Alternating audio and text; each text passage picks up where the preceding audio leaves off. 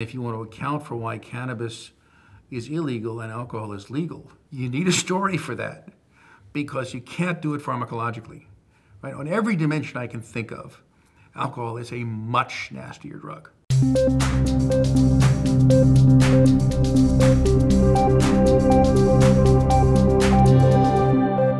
Hi, I'm Raihan Salam, and this is the Vice Podcast. Today I'm joined by Mark Kleiman, a professor of public policy at UCLA and one of America's leading experts on the criminal justice system and specifically on drug policy and drug policy reform. Mark, thanks very much for joining me. Raihan, it's a great pleasure. So, given that we're here on a Vice podcast, it occurs to me that you are something of an expert on Vice. Can you tell us a bit about your experience of it? So I actually use vice as a technical term. So there's a set of activities that form bad habits in a significant fraction, though rarely a majority, of the people who engage in them. Like anything can be a bad habit for somebody, right? Imelda Marcos managed to have a bad habit around shoes. Indeed. But that's rare enough so that I can think about policy towards shoes without really thinking about the people with bad shoe habits. If I think about alcohol policy or gambling policy or cannabis policy, the people with the bad habits are central, not peripheral. Not again because they're a majority, they're not, but because the minority with bad habits accounts for most of the consumption and the vast bulk of the problems. So with alcohol, the Pareto 80-20 rule is carried out. The top 20% of drinkers, ignoring the third of the American population that doesn't drink at all, the people who drink, you divide them into deciles. The top two deciles account for 80% of the alcohol consumed. To be in the top decile, you have to drink 4 or more drinks a day, every day year-round. And that group accounts for half of the alcohol. The fact that that's even a tenth of people who are drinkers strikes me as quite extraordinary because that's a tremendous amount of drinking. That's a lot of drinking. Of course, you could have 4 drinks a day and never be drunk. Right? You could have a beer at lunch and a glass of wine with dinner and a cocktail after. I mean, you know. I suppose you're right. You could get 4, right? But people who average 4 drinks a day year-round rarely do it that way. And if you look at that top decile and you ask what the median consumption is, it's 10 drinks a day. And I suppose when you're thinking about someone who is addicted to buying shoes, this doesn't necessarily have spillover effects. It could, in some loose sense, have a spillover effect on your loved ones because you are spending money on shoes rather than on, caring or nurturing for people in some other way, providing them with other needed resources. But it seems that it doesn't lend itself to other larger social problems. Whereas the suggestion, I guess, is that with gambling and other forms of vice, that the spillovers are more problematic? Well, my guess is gambling's more like shoes. It's simply a way of, it's a sink for money. Tobacco is another good example, right? So tobacco doesn't have any bad behavioral impacts we know about. It's just a health risk and a money sink. So the intoxicants, alcohol, cannabis, cocaine, the opioids, the amphetamine-type stimulants, have that different set of problems of generating behavioral toxicity. But that's separate from their role as vices. I mean, the fact that they're also vices means that you might think that somebody gets drunk, does something stupid, suffers for it, and doesn't do that again, and that would damp out the problem. But if people form a bad habit, then it doesn't damp out the problem. What initially drew you to the study of vices? Pure accident. I had never looked at that problem, never looked at crime control for that matter. In graduate school, went out and did 3 jobs that had essentially nothing to do with any of this. And then my teacher, Phil Hyman, who taught me public management and politics at the Kennedy School, got to be the head of the criminal division of the Justice Department. He's a criminal law professor in real life. And set up a policy and management shop and hired Steve Hitchner, who was a couple years ahead of me in school, to run it. And Steve said, "You want to come play?" And it wasn't a topic I was interested in, but there were people I was interested in, right? First advice to freshmen, don't choose courses, choose professors.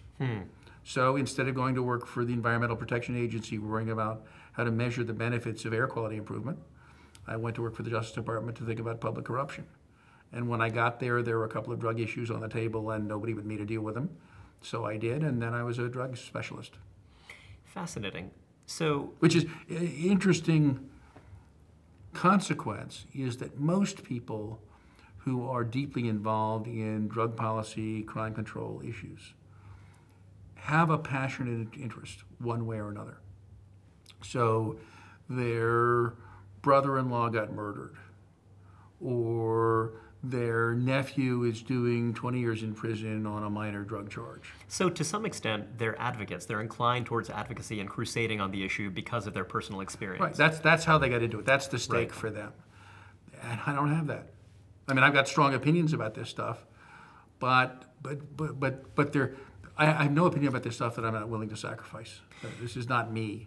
You know, you've had a number of people, you've had a great deal of interest in your work recently, partly because you see a larger move towards the deregulation of various narcotics, but specifically of marijuana. And you've been working on projects in Washington State relating to their new effort to change the way we regulate the recreational consumption of marijuana.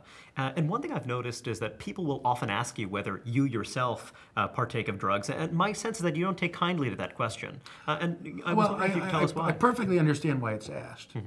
Right? It's a simple method, particularly for somebody of roughly my generation, of placing somebody culturally.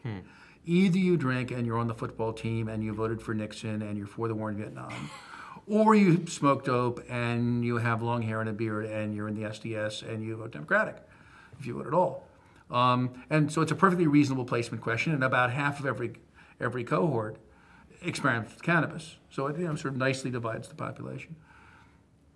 And on the other hand, if I'm working on AIDS policy, nobody would ask me how many sexual partners I had.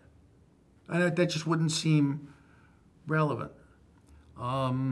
The other problem, of course, is that if you answer the question, you've immediately disqualified yourself. Right? Either, yes, I'm a lawbreaker, come drag me away, or no, I don't know anything about the stuff I'm writing about, so ignore my opinion. And it means that everything you say can be dismissed as merely the product of that cultural background. So since I can't figure out any answer to that question that's beneficial, I just don't answer. Yeah, it's interesting because I guess, one way to think about it is that if I were someone who advocates reforming drug laws, yet I insist that I've never used drugs or what have you, I suppose along some dimension that might give me some credibility, but why should it give you more credibility? I mean, you would think that the strength of your arguments is what ought to be most relevant. Right, and unless you're a Mormon or a Christian Scientist, it's very unlikely that you've never used drugs. Caffeine is a drug, alcohol is a drug. Drug use is really quite common. Never having used a drug that happens to be illegal right now is a different category. But remember, in 1925, cannabis was legal and alcohol was illegal.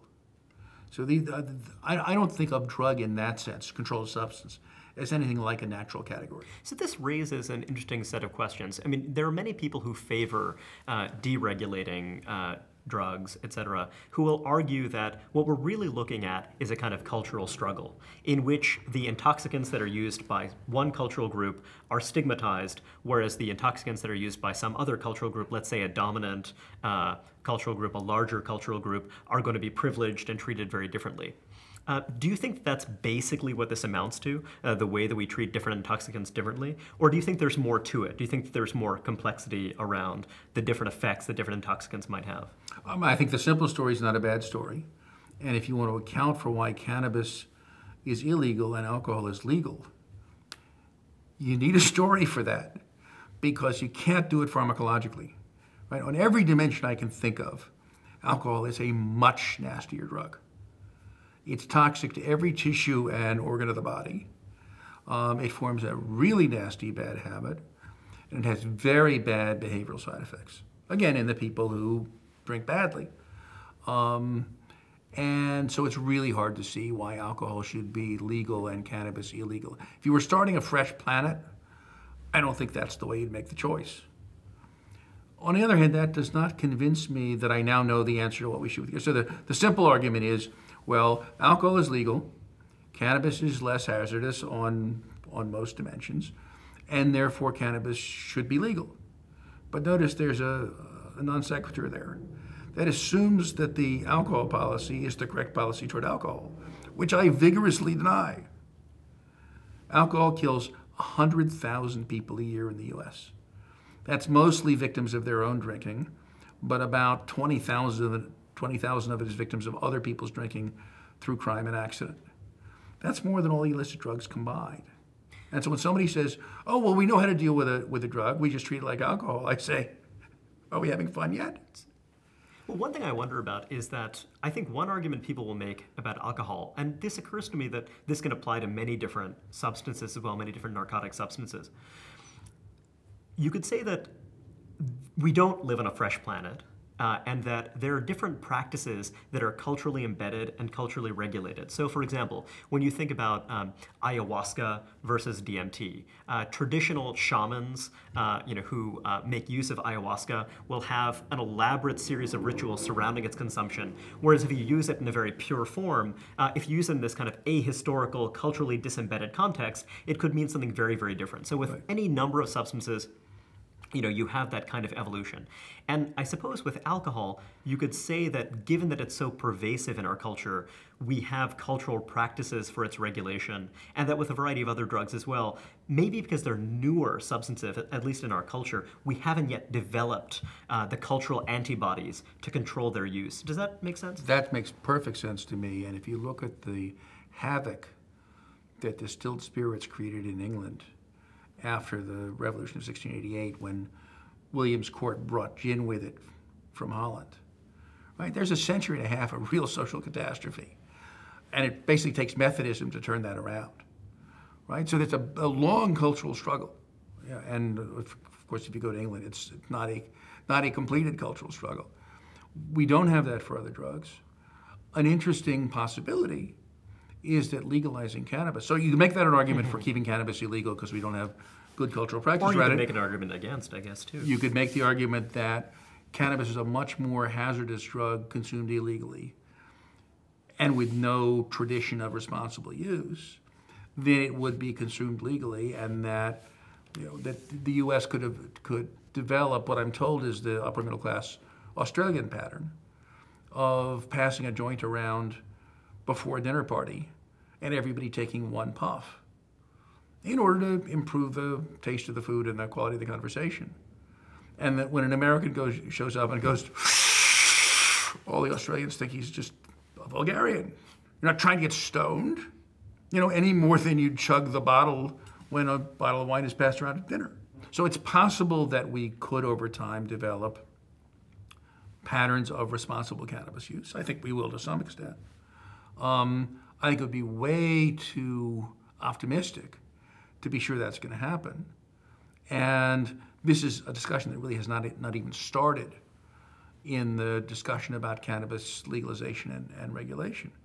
How can we, through policy, encourage the development of good habits? When you talk about alcohol, I've noticed that in your work, you have advocated. You haven't necessarily said, like, gosh, let's prohibit alcohol, partly because that's just impracticable. It's very politically unlikely. But you have talked about new strategies for regulating alcohol. And given that you see alcohol as a very dangerous substance, one thing that some people might find surprising is that you've suggested that we get rid of the minimum drinking age. Can you tell me about that? Is the idea that that might make it easier to regulate the practices surrounding alcohol? It might. My main reason for wanting to get rid of the minimum drinking age is that it's routinely violated. And there's a Talmudic principle that a law that's not obeyed is a bad law. And when it might undermine faith in the justice system. Yeah, when I survey my UCLA students, about half of them have a fake ID. In an age of terror, that's not such a good practice to cultivate. I wouldn't want to get rid of them. I mean, there's evidence that that lowering the drinking age did contribute to a big increase in drunk driving accidents among kids. But if you had a lower or no minimum drinking age at all, and what some states now have, which is a 0 BAC rule for drivers under 21. So if you're behind the wheel and you're under 21, you may not register any amount of alcohol, which roughly means you have to wait to drive as many hours since your last drink as you had drinks. Now, that's not a hard rule to follow. It turns out that plus a different rule, which is that you can never have more than one teenager in a car. A teenage driver can never have a teenage passenger. Those two rules together get your teenage driving problem down to a manageable level. And that plus an increase in the alcohol tax, I think would do a pretty reasonable job at controlling underage drinking without setting up this absurd situation where 80% of high school seniors report having had a drink. And perhaps it's also Absurd. likely that if people are drinking legally, they're more likely to just be socialized into responsible drinking rather than binge drinking, perhaps? Possible. But you wouldn't bet on that. I wouldn't bet a lot on it. I mean, there's an argument that raising the drinking age helped contribute to the binge drinking culture on campus. I mean, that's what the Amethyst Project people say. Maybe. Again, I'd be much more comfortable if we had either minimum unit pricing or a substantially increased alcohol tax. I mean, the easiest thing that you can do any of these things is make it sufficiently expensive so that people think about it. There's an old ad for a premium scotch. It said, if the difference in price between our product and ordinary scotch matters to you, you're drinking too much. I know this isn't. That's a good principle. I know this isn't quite your area, but I am curious as to your thoughts on this. Over the course of the time you've been working on drug policy, there seems to have been a really dramatic shift in how the American public thinks about drug policy. For example, some surveys find that there's a narrow majority of Americans who now believe that marijuana should be legally available, including for its recreational use. Right. And I wonder, what do you think has driven that change? Very hard question. Since I didn't predict it, nobody else predicted it. I'm a little skeptical about all explanations for it. What you observe, and Bill Galston and E.J. Dionne did a paper for Brookings looking at some Pew Center survey data, very careful analysis. And they take the obvious comparison point, which is gay marriage. And there are similarities, big generational component to it, also strong differences. Attitudes for cannabis are far less partisan, far less regional, but also the positive attitudes about cannabis legalization, and it's very unlike gay marriage. And people who are for gay marriage are mostly for gay marriage. They think that it is a positive good that people should be able to marry the people they love. Most of the people who want to legalize cannabis do not think that pot smoking is a good. They think that prohibition is a bad idea or a failure. And I think part of what's been happening is the prohibition regime has been collapsing. This is like what happened to alcohol in the late 20s. Prohibition was actually a fairly successful policy for its first 5 or 6 years. And then the industry basically overwhelmed it. We're now up to $35 billion a year in illicit revenue from cannabis. And I think there's I mean, obviously most people don't know that, but I think there's a sense that this now is not sustainable. So there's been kind of a cascade in which the credibility of the effort to stamp out its use is just completely gone because its use is already so pervasive. Right.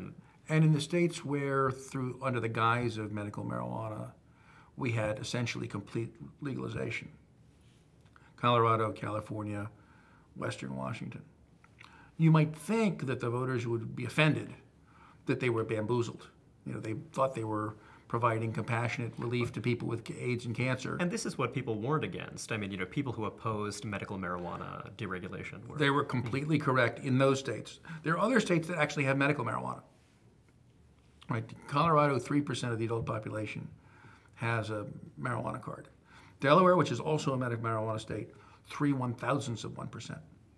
Fascinating. So it's just far more stringently regulated in Delaware than in Colorado. Right. And it's basically an East Coast, West Coast thing.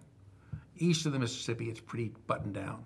West of the Mississippi, it's pretty wide open. But what's interesting is the voters in those states, instead of reacting by saying, oh, we were bamboozled, not going to be fooled again, they're saying, oh, I guess we legalized marijuana. I guess the sky didn't fall. I guess that was okay. That's interesting. But of course, we didn't actually legalize marijuana, and that's one of the issues I was hoping to explore with you. When you look at Washington State and Colorado, it seems that these are really bold new experiments because when you get away from the medical use of marijuana, you get into a thicket of all kinds of interesting, complicated regulatory issues. In principle, yes. In practice, any adult in California has permission to use marijuana. Right? If you walk out on Venice Beach, 3 different guys in stethoscopes and scrub suits will come up to you and offer you cards for $25. So it's pretty well legal in California. And what we might get from formal legalization, commercial legalization, I don't like to say recreational because I don't know why people are using it. Right. Some of the people buying in the commercial system are going to have medical need for it. Some are going to be doing spiritual exploration. Some are going to be feeding, drug habits.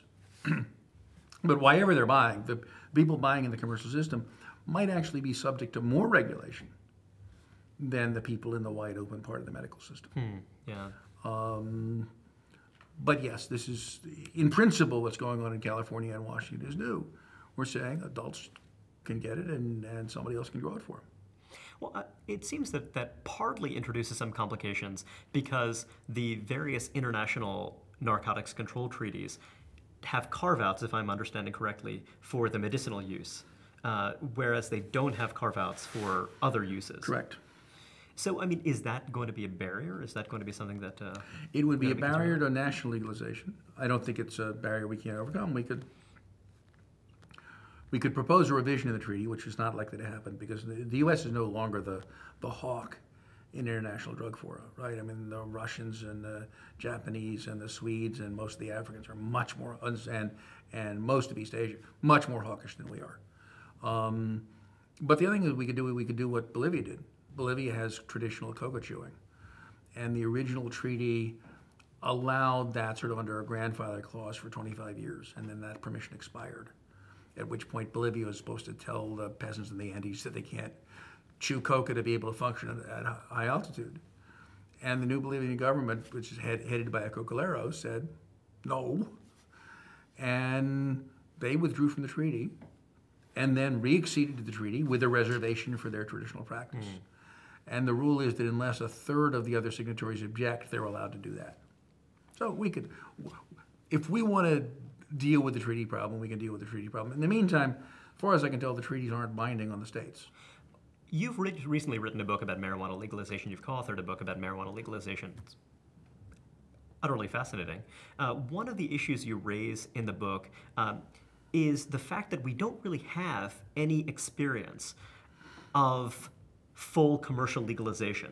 People will often mention Holland as a place that has legalization, but of course that's not quite how the regulation of marijuana works in Holland. Can you tell us a bit about that? Right, so the Dutch system is weird. The Dutch have roughly the same drug laws we do. They also have a published policy of not enforcing the law about possession and sale of cannabis up to some level, and what the level is changes. So it used to be you could buy 30 grams, now you can buy 5 grams. The new law says you have to actually be a Dutch resident to purchase. The changes have to do partly with attitudes toward drug policy, partly toward the fact that in the latest election, the anti-immigrant party got a big chunk of the vote and were needed in the coalition, and they're also very anti-drug. Not clear they were actually having any problems. And perhaps but the Germans have been tourists and what the Germans have been pounding them on them about cannabis tourism, and a bunch of the border towns apparently found pot tourists not very profitable. So they're not unhappy to have that go. Hey, but apparently the city officials in Amsterdam said, you can pass any law you like, but we're not going to shut down the coffee shops or require that foreigners not go in. And of course, if they actually enforce that, since the foreigners don't know, there'll be people showing up in Amsterdam looking for pot, and therefore there'll be a market of people to go into the coffee shop, buy their 5 grams, come out on the street corner, and sell to the American. Well, given that the Dutch have roughly the same kind of drug laws that we do in the United States, yet you're permitting its sale, that raised the question of the back door. That is, how does the marijuana actually get to the coffee shop? And that's something I'd love to hear from you about. So what the Dutch say is that the front door is legal, almost legal, and the back door is strictly illegal. And the large-scale cannabis producers that so the marijuana just arrives in the coffee shop miraculously. It just somehow just materializes, right? The pot fairy brings it. But the Dutch cops search hard for the pot fairy. And if you're running a commercial cannabis grow in the Netherlands and you get caught, you wind up in prison. And as a result, the stuff in the coffee shops costs about the same as illicit market pot costs in Germany, 7 euros a gram. Roughly the California price. So yeah, they have decriminalized the retail sale, which means that people can go in and buy and don't have to worry about being arrested for possession, and may be able to find a seller that's a reliable seller. But it's not the same as a legal market. I mean, John Calkins, the first author on the marijuana legalization book, and Bo Kilmer and their colleagues at RAND did the calculation. Think about it. What's a joint? It's the dried flowers of a plant in a wrapping. What does that sound like to you? Sounds a lot like tea. Sounds like a tea bag. Oh, what's a tea bag cost? Penny? 2 cents? Trivial. Right? The joint costs $4. So that's the difference between legal and illegal. Calkins has calculated that if cannabis were legal at a national level in the U.S. and were grown outdoors like corn, as opposed to inexpensive grow houses using hydroponics and what have you, using a tremendous amount of electricity. right, and surreptitiously, and everything done by hand rather than industrially. So if we applied industrial principles to it the way we have to corn, you could grow cannabis with all of the THC that's now consumed in the U.S., THC being the primary active agent, on about 35,000 acres. That's 24 medium-sized Iowa corn farms. That would be the cannabis supply for the U.S. So people are talking about how this is going to be a bonanza for farmers. No, legalization would collapse the farm gate price. And unless somebody figures out a clever branding strategy, the whole market's going to be trivially small before tax. Because a joint will cost, maybe a nickel. Right. And as John points out, you could make a joint for about the same as you could make a packet of sugar. And so if you're running a restaurant, you might want to put the joints out as well as the packets of sugar. To stimulate appetite. But a friend of mine in the restaurant business says absolutely no. Why is that? It'd kill your turnover. Because people just linger at the People restaurant. just linger at the for a long restaurant and time. get them out of there for the next victim. But you could do that before tax. So then the question is, okay, how much? My view is the current illicit market price, which is rough numbers, $4 for a joint, 0.4 of a gram is about $4. And if you're not a habitual user, if you don't have a tolerance, a joint of contemporary pot will get you thoroughly stoned for several hours. So you're paying $1 an hour for your recreation. The Doritos cost more than the pot. I don't see any reason to let that price drop. Well, this is a really interesting and difficult question because, one could argue that, okay, criminalization is problematic for all kinds of reasons. There are plenty of, when you're talking about the 80-20 rule before, most of the users are not problem users. It seems like an undue restriction on people's freedom, et cetera. Yet, when you imagine the kind of price collapse that you're describing that would flow from commercial legalization, it seems really hard to predict what might happen, how consumption of cannabis might change. Have you been thinking at all about how consumption might change? And also, when you're looking at Washington State and Colorado and other states that are trying to broaden and kind of approach commercial legalization, what are they thinking about the actual production and distribution of cannabis? Well, so here's the problem. The Colorado and Washington laws were passed by initiative, which means they didn't go through any of the vetting that a normal piece of legislation does. This reminds me of Tom Lehrer's remark about folk music. The problem with folk music is that it's written by the people who by and large have no musical talent, whatever. Yeah, well, they're not such great legislators either. And, the people writing the initiatives wrote them to pass. And so they were simplified in a way that made sense to the voters.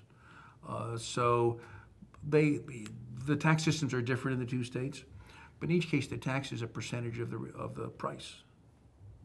Well, that means the tax falls as the market price falls. You'd like the opposite. You'd like the tax to rise as the non-tax price falls. If you're concerned about controlling consumption. Yeah. To keep the price at whatever your preferred level is.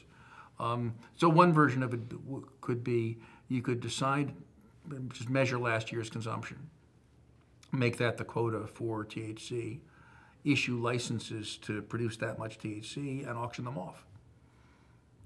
And that would then the producers would bid those prices up. That would be in lieu of taxation. If I'm a grower in California right now, it seems that my legal status is very shadowy. I mean, how does that work? So I assume that the state and local police are not going to. Depends on where you are. Depends on where you are, and not everybody growing in California is growing for the California market. So no, you're taking some legal risk. Are there licensed growers? Are there people who have some kind of status that protects them? The state medical marijuana law is just a mess. There is no regulatory authority for medical marijuana. And so you've got a patchwork of local controls, no real licensing, essentially no taxation. So as in the Netherlands, you have a pot ferry that's coming into dispensaries and. Well, no, because the dispensaries aren't even really legal.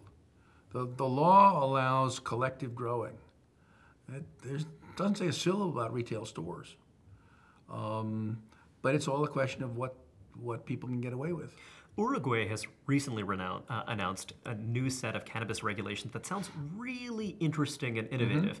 I was struck by this partly because in Uruguay it seems that cannabis use is actually much less pervasive than it is in the United States. And yet my understanding is that the Uruguayan authorities want to allow people to grow their own and to grow it in cooperatives, but they want to prevent this kind of full-scale commercial legalization. My understanding is that they're going to set up a state monopoly so that you can grow for yourself or as a collective, but if you're going to grow for sale, you have to sell it to the government, and then the retail stores will be run by the government. This is a bit like some states in the United States in which you have state alcohol stores. Right, but the state alcohol stores buy from private vendors, and the private vendors do the marketing, right? So Budweiser and Johnny Walker take care of the marketing effort. If you'd like there not to be marketing effort, that's a real problem in the U.S. because of the Supreme Court's commercial free speech jurisprudence. But I think that a state could set up a state store system. Say, if you want to sell marijuana through our store, tell us, what the product characteristics are and what the price is. And here's your vendor agreement, and sign right here that you won't do any marketing. They can restrict the behavior of their vendors in a way that they could not restrict the behavior of private market participants. And I would like that. You can't do that while it's illegal under federal law because the state can't tell its employees to commit federal felonies. I mean, they can issue licenses to private parties, and the private parties are at risk. What I'm worried about is that we're going to get locked into a commercial system through state-by-state legalization. And by the time we get to a federal legalization, we're going to be stuck with that model. So could we have a federal law that permits states to create their own state stores for the sale of cannabis? We could. We could have a federal law that allowed states to license not-for-profit enterprises, but not for-profit enterprises.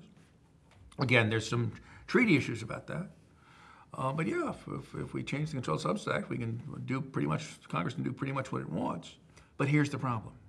Even though there's now, by some measures, a narrow majority for cannabis legalization, there's essentially no congressional support.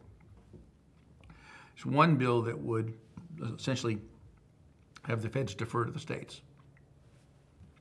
But even that has maybe 24 co-sponsors. So you have to ask why a proposition, very substantial public support, has so little political oomph behind it. Now, I have a theory about that, which I don't have science for, which is that people use politicians' votes about topics like drugs, crime, and sex to evaluate the politician's personal morals. And that there are people who will vote for cannabis legalization in a referendum who would not want to vote for a politician that could be presented to them as a drug legalizer, because that means he's morally tainted. One thing that's a recurring theme in your work is a great concern about how for-profit firms might shape the consumption of cannabis. Tell me a bit more about that, because I mean there are many people I know who think that, well, gosh, why shouldn't we allow an R.J. Reynolds of marijuana to emerge? You certainly have for-profit firms selling alcohol. Surely with reasonable and sane regulations and taxes, that could be a perfectly fine thing. Why not allow people to profit from its sale? Back to the 80-20 rule. The public interest is in the provision of alcohol, cannabis, gambling services to people, adults, who use them responsibly and harmlessly, and the control of the behavior of people who are going to damage themselves and others. The commercial interest is in finding those people with problems and making as many of them as possible, right? If you're in the alcohol business, you're in the alcoholism business, right? They all have these signs that say, drink responsibly. That means, please put us out of business. It's not responsible drinkers that build breweries. And so it seems to me, I mean, I don't have any personal animus against the people in those businesses, but their business model is directly contrary to the public interest. And so I'm a great believer in markets as providing products at high perceived quality to the consumer and low price, and encouraging people to consume them. And for shoes, I'm perfectly happy to have that. And for vices, I'm not at all happy to have that. So the concern is almost that for-profit firms will work too well. That is, given that their goal is to maximize profits, and given that the most profitable consumers are those who are the binge consumers of any given product, you think that they're just going to do a great job of marketing effectively and increasing overall consumption. I believe in capitalism, and therefore I want to keep its hands off this particular set of problems. Are there problems that might arise under this kind of cooperative model as well? Sure. Look, it's frequently possible to conceal profit as salary or perquisites, and basically get the surplus out some other way. There are lots of scandals in the not-for-profit world. So the idea is that just because I'm a nonprofit doesn't mean that I'm not feather bedding, doesn't mean that I'm not, kind of offering very, very generous salaries, kind of above. Yeah, I mean, the University of California is a not-for-profit enterprise. I think the UCLA basketball coach makes $4 million a year. And the football coach probably makes the same. And you know what? That football coach is not very interested in the problem of concussions among his students. Because, as Upton Sinclair said, it's very hard to get somebody to see something when his salary depends on not seeing it. So yeah, I mean, if there's big money running around, even if it's in a not-for-profit format, there's going to be an incentive to overmarket. But at least you can hope to control that. Do you think of marijuana as a unique product among controlled substances?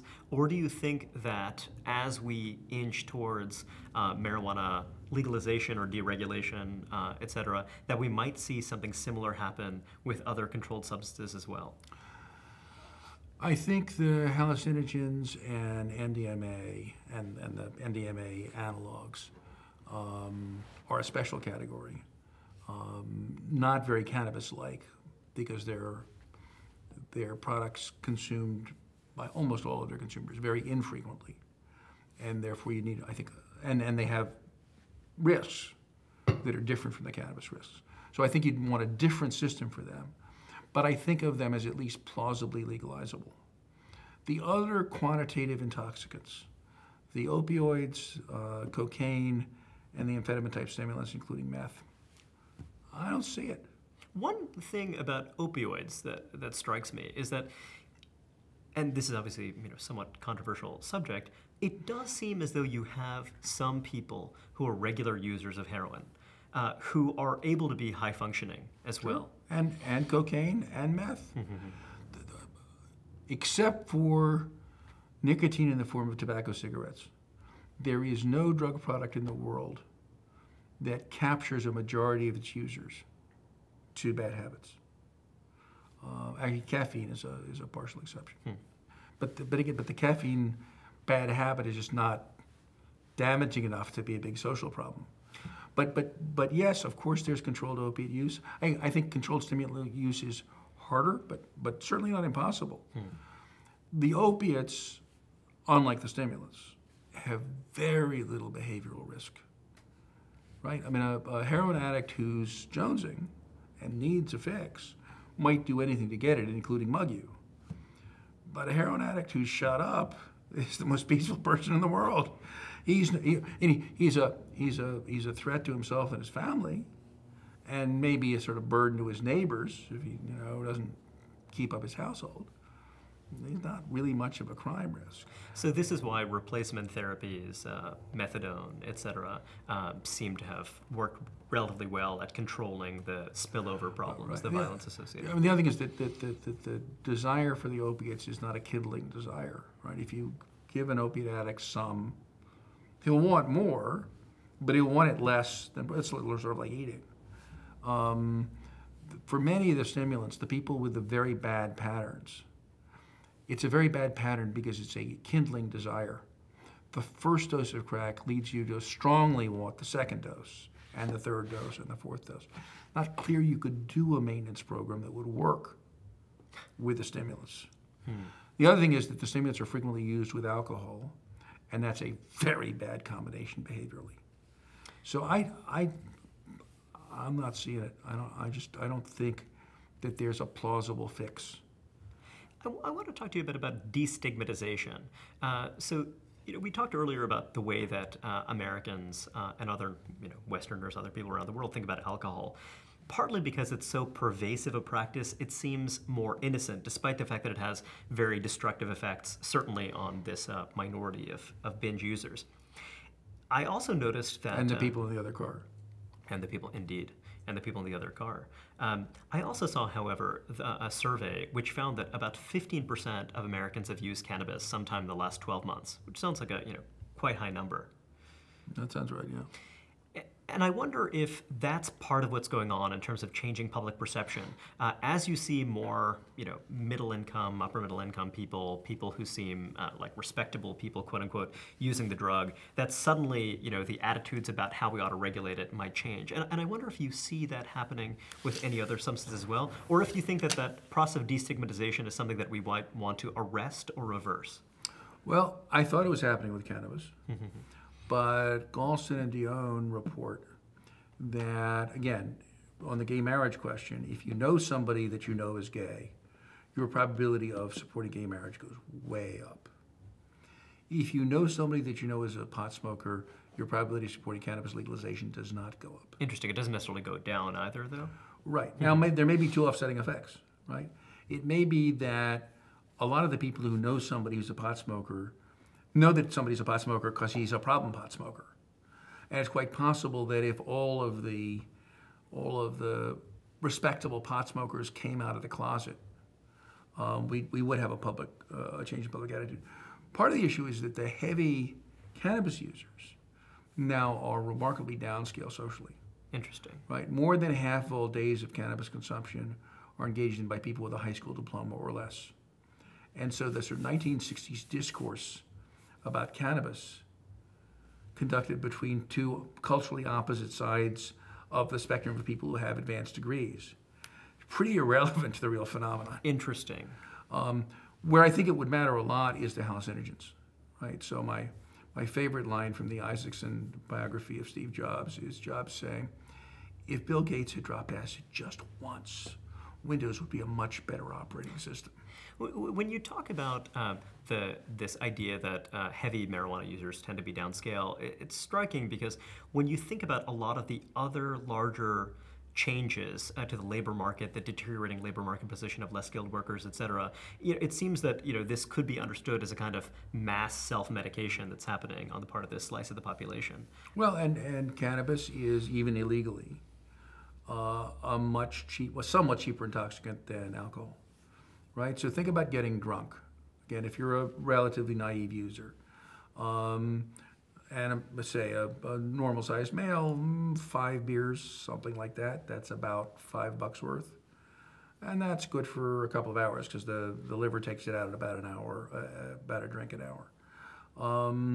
Cannabis, a couple of dollars worth, plenty. So it's a lower cost way to achieve intoxication. I think it's partly gone downscale because it's already low cost. And now we're looking, so Colorado, which has had pretty legal marijuana in the medical guise for a few years now, some of the stores in Denver, on their websites advertise their product of the month. It's not top drawer cannabis, but it is Sensimilla, so it's potent stuff. $5 a gram. That's maybe half to a third the California price. Washington, the medical places run $7 to $9 a gram. So we're already seeing some price erosion there. We may see a lot more to come, and I don't think that's socially healthy. I'm curious about this. So And I don't think it's going to be politically resistible. Elaborate. We're going to have an industry that's going to fight taxation, and at the beginning they'll agree to anything because they just want it, right? But so they want the entering wedge. I mean, they want the literally, entering wedge. yeah. And then just like the booze industry, they'll make sure the tax doesn't go up. Now, when you talk about this group of marijuana users, it strikes me that it relates to this much larger set of social questions.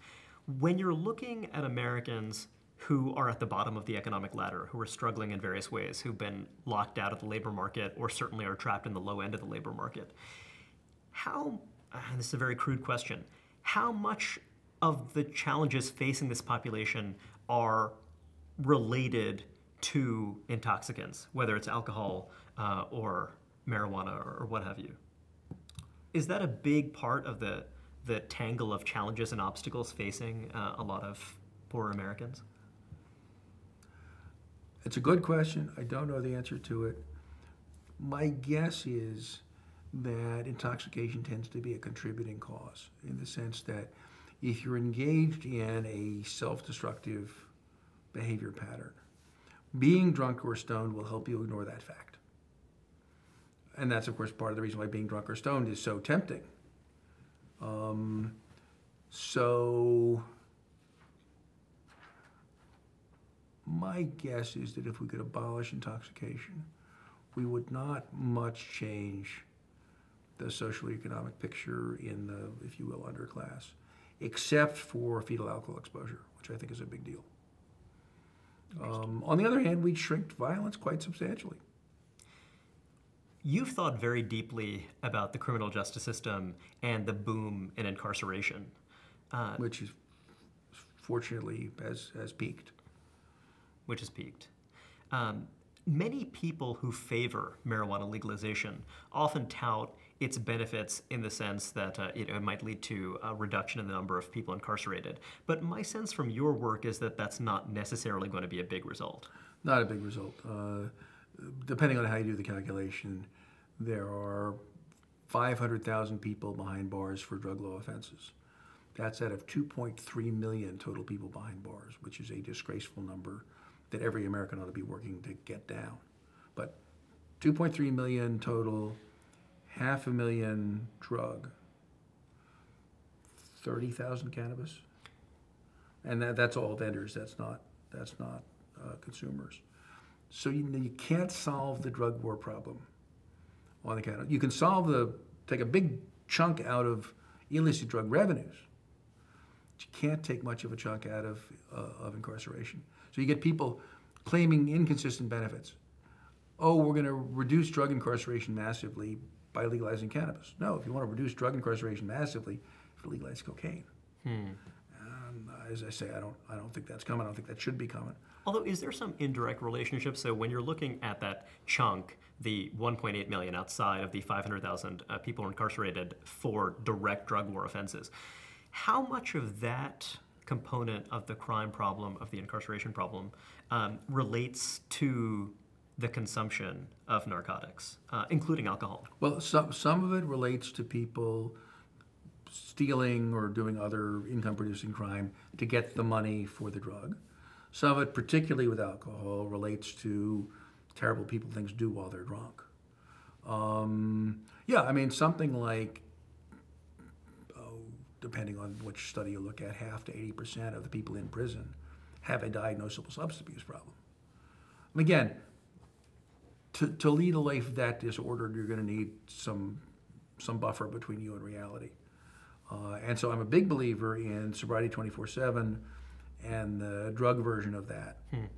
Frequent testing and immediate, consistent, mild sanctions for getting drug. My view is, even if you have a libertarian view, that somebody's cocaine use is his own problem until he makes it our problem. Somebody's got a burglary conviction, well, he just made his cocaine use our problem. And it's perfectly reasonable to say, no, you can't do that anymore. Tell us a bit more about sobriety 24/7. So this is a program that was invented in South Dakota, which is a state with a terrible drunk driving problem. About a third of the adult prison inmates in South Dakota are in for DUI. And if you think about it, it's a perfect storm.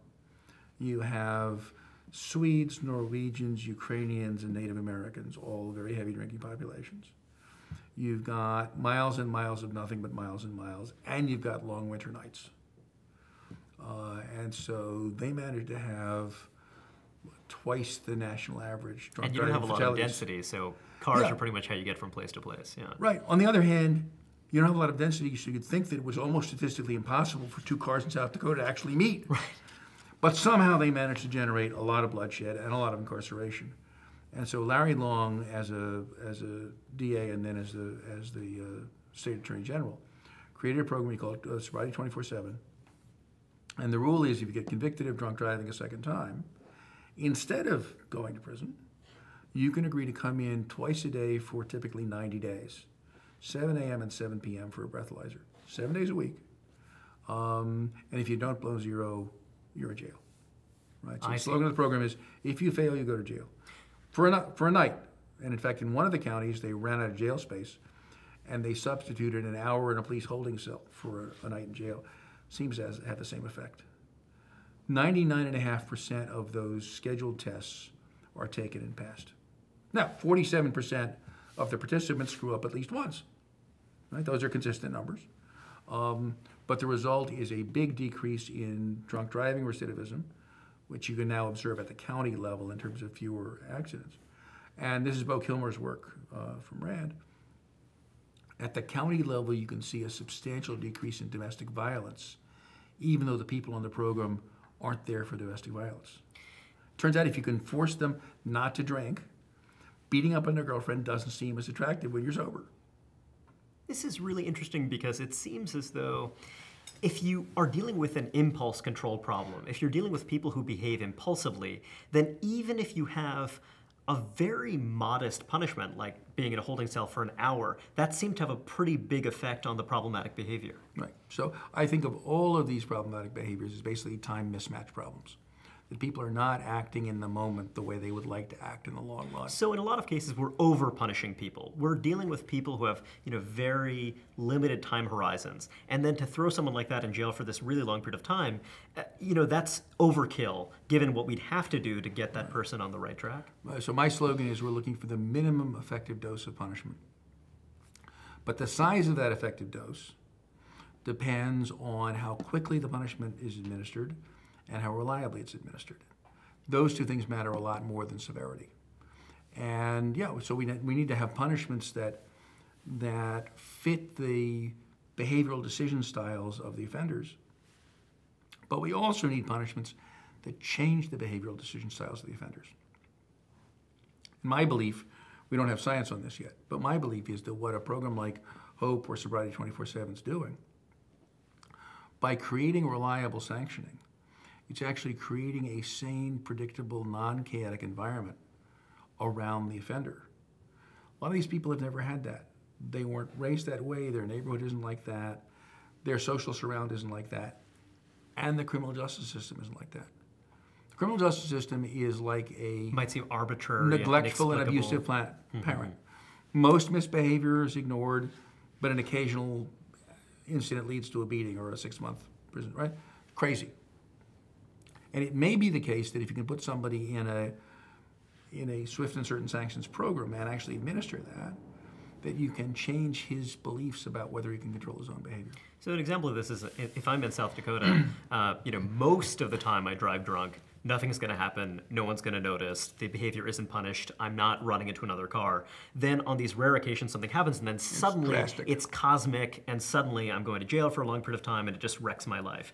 Whereas if it, under Sobriety 24/7, it's very consistent. I see the immediate consequence. And so that could have spillover benefits. I wonder, so you mentioned that there are 2.3 million incarcerated, and of course the number who've been through the criminal justice system is much, much larger than that. If your ideas take hold and we saw that number cut in half, what do you think would be the consequences for American society more broadly? I'm actually more ambitious than that. We're back now to roughly 1965 crime rates. Getting back to 1965 incarceration rates would mean letting 80% of those 2.3 million people out. And even then, we would be near the top of the International League table for incarceration rates among civilized countries. So is what's going on here, given that the crime levels have declined, pretty impressively in the last couple of decades, just that we have way longer sentences than we did before, and that's why you have... We have longer sentences, and we send more people away. Mm-hmm. And, but insanely longer sentences. And part of what's generated that is that if somebody's not in prison, we do a lousy job of watching him. If we had everybody on a swift and certain sanctions program, not necessarily just for drug use, right? You can use that to enforce curfews. You can use that to enforce stay-away orders. We regulate your behavior more tightly, but we allow you to work. We allow you to remain part of your neighborhood, part of your larger community. So I think of the combination of a GPS monitor that tells us where you are all the time and drug testing as basically an outpatient prison cell. We're getting most of what we could get from a prison cell for a tiny fraction of the dollar cost and a tiny fraction of the cost and suffering to the offender and the family. And so that's the direction I want to see us going. So your view is that this could really improve the quality of life in many neighborhoods that are now neighborhoods that send large numbers of people to prison, because those neighborhoods won't be as disrupted by... Right, and I think the whole system is just rife with positive feedbacks. If you can get something working, everything gets better. Thanks very much for joining me, Professor Kleiman. I really appreciate your time. A great pleasure. Thanks.